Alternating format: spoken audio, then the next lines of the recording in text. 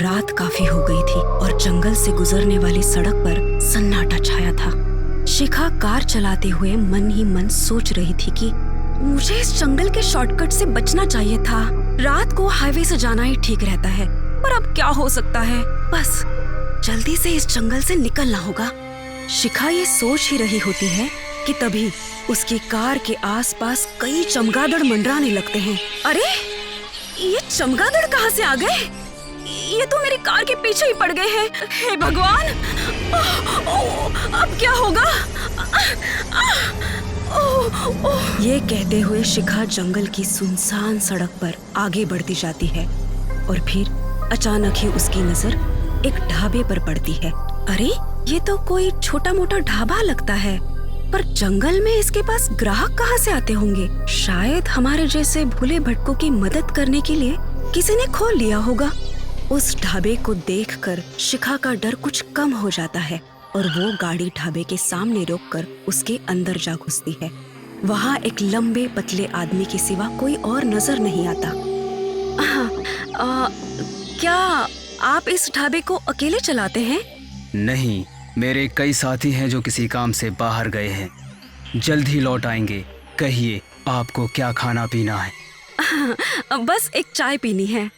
ठीक है, तुम बैठो, मैं चाय लेकर आता हूँ। कुछ देर बाद वो आदमी चाय लेकर आता है और मेज पर चाय रखकर शिखा को गंभीर होकर ताकने लगता है। आप मुझे ऐसे क्यों देख रहे हैं? अपनी नजर मुझ पर से हटाइए प्लीज, मुझे डर लग रहा है। शिखा ये कहती रहती है मगर उस आदमी पर उसकी बातों का कोई असर नहीं होता। तभी कई चमगादड़ उड़ते हुए अंदर आ जाते हैं और उस आदमी के चारों तरफ चक्कर काटने लगते हैं। साथ ही उस आदमी की आंखें अचानक से लाल हो जाती है और मुंह से लंबे लंबे दांत बाहर निकल आते हैं। कौन हो तुम और क्या चाहते हो? मैं वैम्पायर हूँ। पूरे 10 साल से आदमी का खून पीने के लिए तरस रहा था। आज तेरे बदन का सारा खून पी जाऊंगा। ये देखकर शिखा भागने की कोशिश करती है मगर वो शिखा को दबोचकर उसकी गर्दन में अपने लंबे दांत गाड़कर उसके बदन का सारा खून पी जाता है और शिखा बेदम होकर जमीन पर लुढ़क जाती है। मजा आ गया, इसका खून पीकर तो सच में मजा आ गया। 10 साल उम्र बढ़ गई मेरी। ये कहकर वो वैम्पायर अपने चमगादड़ साथियों के साथ जंगल की तरफ उड़ जाता है और शिखा जमीन पर पड़ी रह जाती है। मगर तभी धीरे धीरे शिखा की आंखें खुलती हैं। उसकी आंखें एकाएक सुर्ख लाल हो जाती है।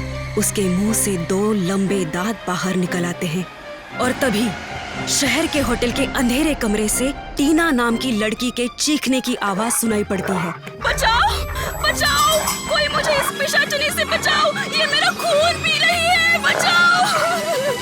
अरे ये तो टीना की चीख है, चलो देखते हैं क्या हुआ है। मगर इससे पहले कि लोग टीना तक पहुंच पाते, पिशाचनी उसकी गर्दन को दबोच उसका सारा खून चूसकर वहाँ से गायब हो चुकी होती है और उसकी लाश जमीन पर पड़ी मिलती है।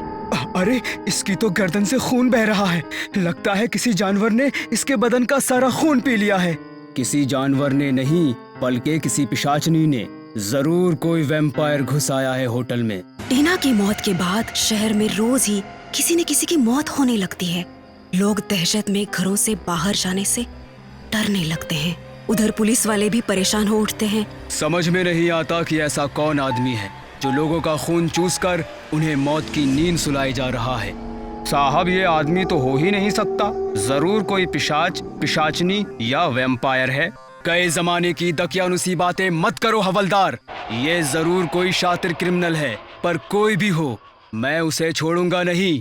इंस्पेक्टर पांडे हवलदार से बातें कर ही रहा होता है कि तभी वहाँ एक तांत्रिक आ जाता है।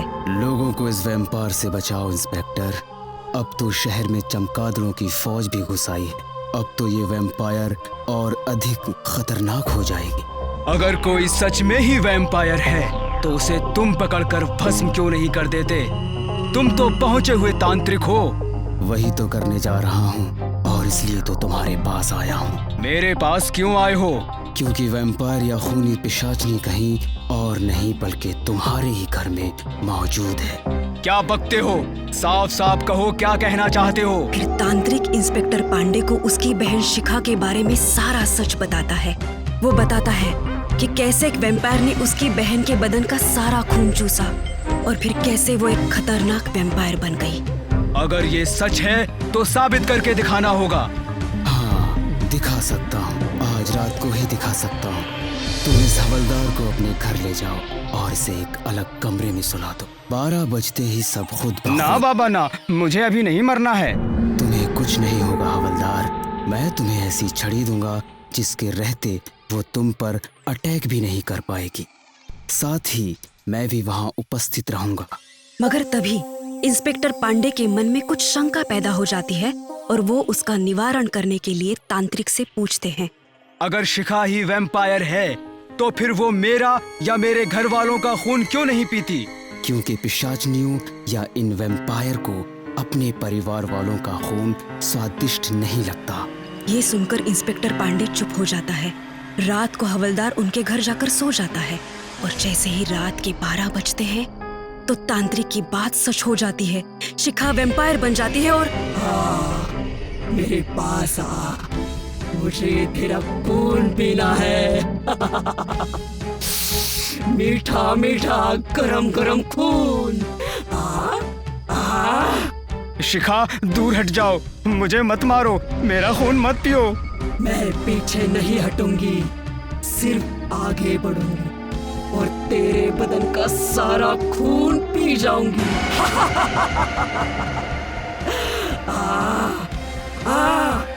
ये कहते हुए शिखा जैसे ही आगे बढ़ती है, हवलदार तांत्रिक द्वारा दी गई छड़ी को आगे कर देता है और फिर उसी छड़ी में से ऐसी तरंगें उत्पन्न होती हैं जो शिखा के चारों तरफ घूमने लगती हैं और वो उनमें कैद होकर रह जाती है।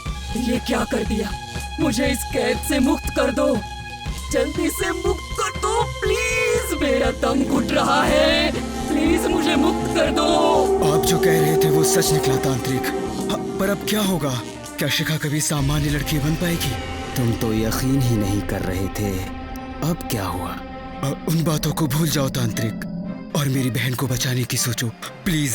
तुम्हारी बहन को कुछ नहीं होगा, मैं उसे पहले जैसी स्वस्थ लड़की बना दूंगा। मैं आपका जीवन भर आभारी रहूंगा तांत्रिक। ये कहकर तांत्रिक शिखा के सामने चला आता है और फिर एक अन्य छड़ी को घुमाते हुए कोई मंत्र पढ़ता है।